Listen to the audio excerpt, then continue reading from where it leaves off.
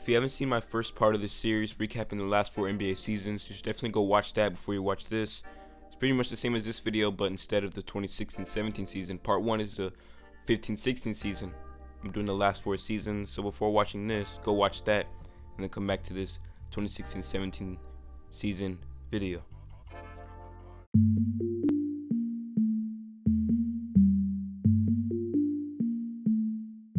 We left off the 2016 offseason with one of the weakest moves by any superstar in NBA history.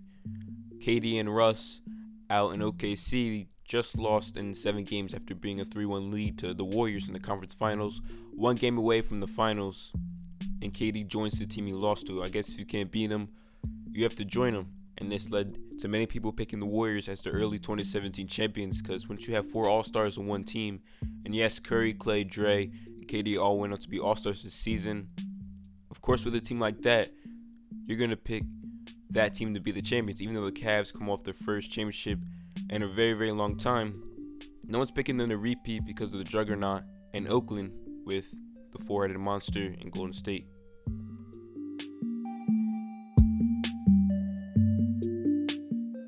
In San Antonio, Tim Duncan has retired, so Kawhi is now the lone star on the Spurs as DeJounte Murray begins his rookie year. Some may consider Aldridge a low-tier star with Kawhi on the Spurs, but at the time, definitely a very important piece in the Spurs' championship aspirations. This is the year Kawhi really began to assert himself as an elite scorer in this league, and before this year, you couldn't say Kawhi without saying defense, because that's what Kawhi was known for. It was like his last name. But this is the year, like I said, he asserts himself as one of the most elite scorers in the NBA and the franchise player to keep the winning culture alive in San Antonio.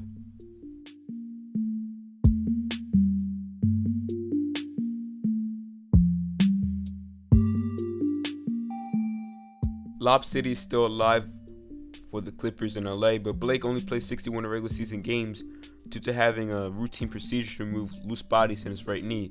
CP3 also only played 61 regular season games after tearing a ligament in his left thumb.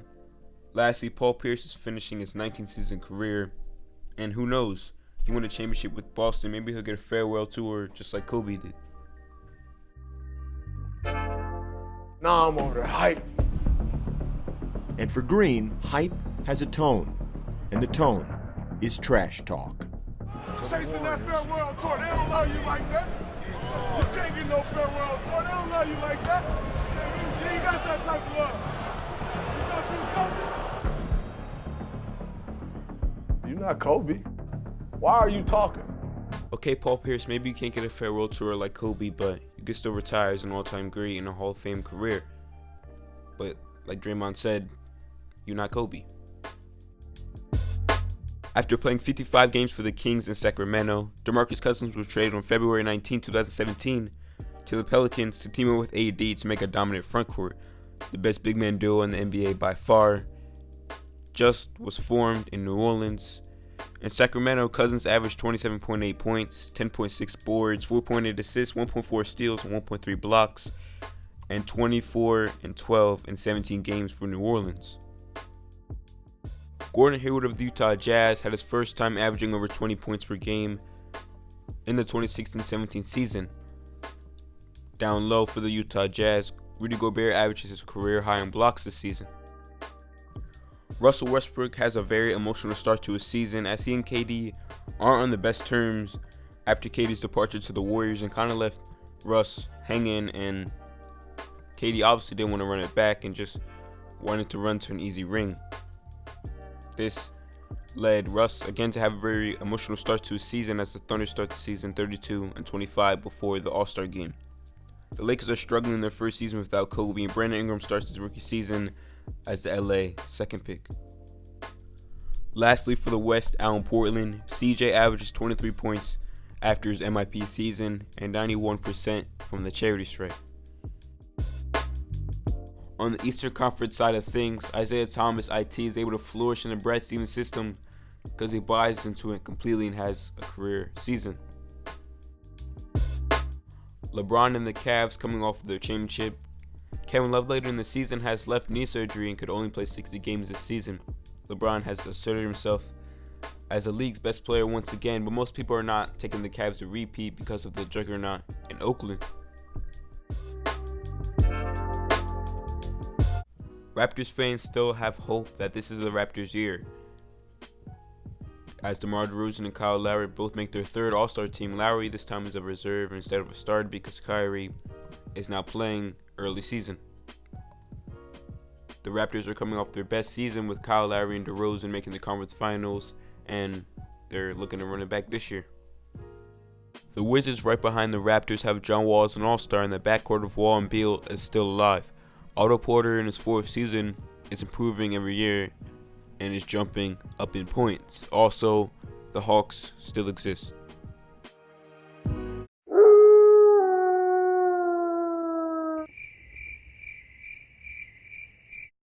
Giannis with Milwaukee is starting to emerge as one of the league's best young stars, but Milwaukee's other young player, Jabari Parker, suffers a second ACL tear and can only play 51 games this season. Also, Milwaukee's rookie, on a lighter note, is enjoying a great start to his first year. Paul George with the Indiana Pacers is still hooping in a second comeback season after suffering one of the most gruesome, brutal injuries in NBA history. Somehow Paul George, after the injury, plays better than he did before the injury. I'm not really sure how he does this, but this is a very rare occurrence for that type of injury. Joel Embiid finally starts his rookie season after missing his first 2 seasons with a fracture in his right foot. Although Jordan was obviously a great player, that goes without saying, he's a suspect owner as he can't supply Kemba with any real talent to help Charlotte compete and win big.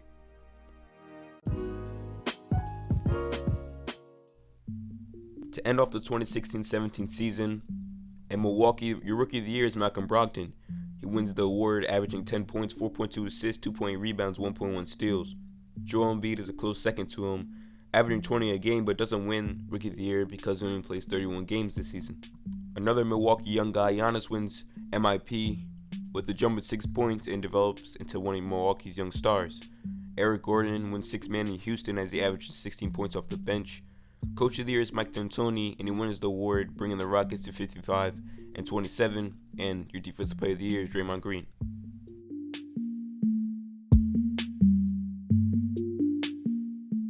Your MVP is Russell Westbrook. He has a historic season that goes absolutely insane and wins the MVP award. He backpacks the Thunder to a 47-35 record in the 6th seed. He averages an absurd 31.6 points, 10.4 assists, and 10.7 rebounds, 1.6 steals. And he did this out of 81 out of 82 games played this season. He had to shoot 24 shots a game in order to carry this Thunder team to the 6th seed. It was a very emotionally driven season for Russ. He wanted to prove to people that didn't need KD that he was better. Any endeavor he ran into was going to be overcame.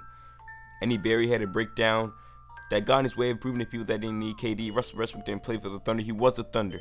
A 30-point triple-double averaged. Who knew it was possible? But anything to prove that that was wrong. He was loyal to OKC. Why would he need KD? Every board he scraped from the rim, every teammate he spoon-fed a bucket to, every dunk throw down with enough force to be felt in the Bay.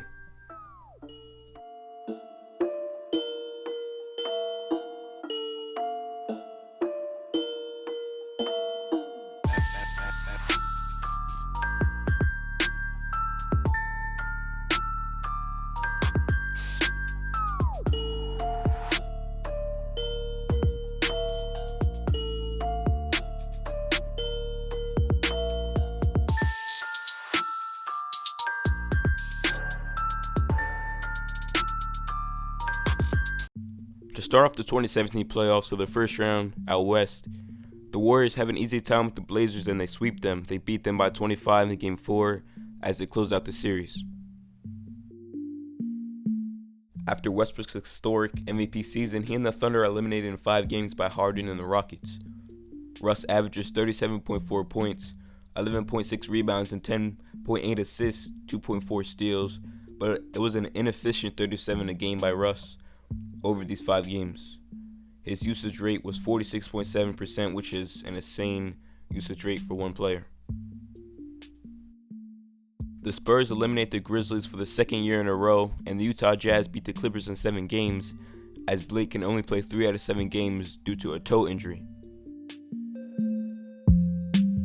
For the Eastern Conference, for the first round, the Cavs sweep the Pacers In the first round, LeBron averages 32.8 points, 9.8 rebounds, 9 assists with 3 steals and 2 blocks. Wizards over Hawks in 6, Raptors over Bucks in 6, and Boston over Chicago in 6 games. Moving on to the second round, the Warriors are now 8-0 and they sweep the Jazz. Kawhi averages 23.8 points as the Spurs beat the Rockets in 6 games. Not only the Warriors are undefeated after the second round, the Cavs sweep the Raptors. LeBron once again rips the heart out of Toronto. The Boston Celtics beat the Wizards in 7 games with IT's 27 points a game and his Game 2 performance of 53 points. This was a very special game for IT because he dropped 53 on his late sister's birthday.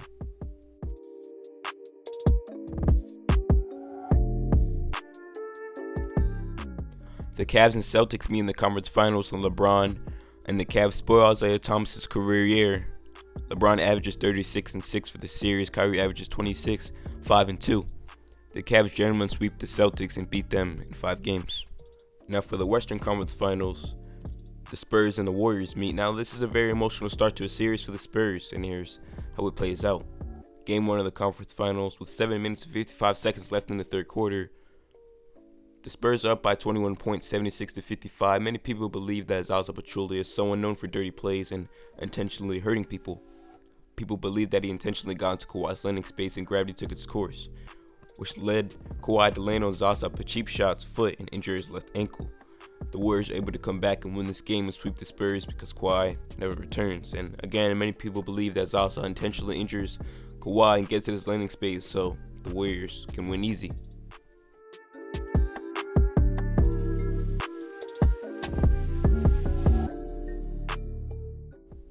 Now the Warriors and Cavs meet again in the NBA Finals for the 3rd year in a row. Again, most people are taking the Warriors as heavy favorites because different from 2015 and 16, the Warriors have KD, and for All-Stars, the Cavs take one game, which is Game 4 as Kyrie drops 40. And LeBron averages an efficient 33, 12, and 10. Kyrie averages 34 and 4. And to end off the playoffs, the Warriors are your 2017 champions. And get rid of the Cavs in 5 games. KD is your Finals MVP and averages 35, 8, and 5.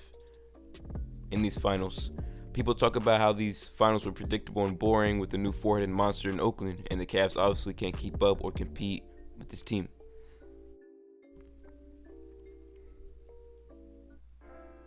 Jumping into the 2017 offseason, which could be regarded as the best and most eventful ever.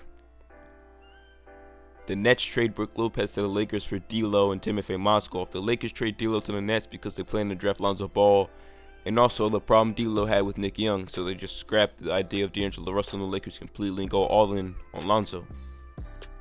The Bulls trade Jimmy B, the number 16 pick, to the Wolves for Zach LaVine, Chris Dunn, and the number 9 pick.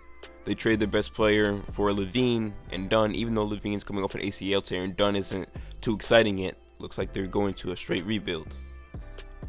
The Clippers trade Chris Paul to the Rockets for Pat Bev, Sam Decker, Montrezl Harrell, and a first-round pick.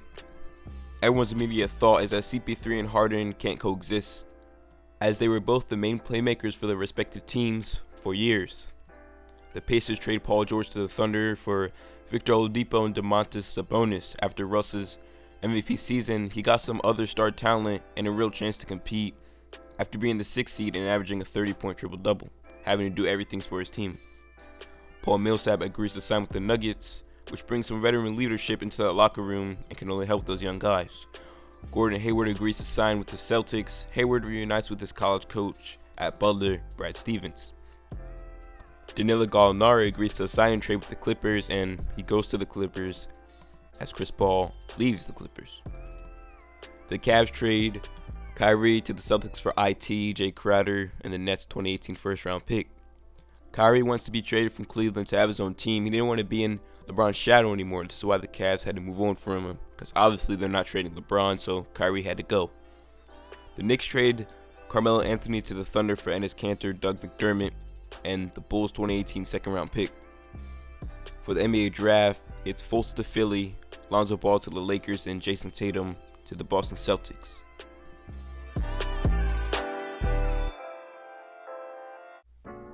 Thank you for watching. This has been Roshan with Hoops Times 2. Make sure to subscribe so you're notified when I post part 3. This is just part 2 of 4-part series. Hit the like button if you enjoyed and subscribe if you love the NBA.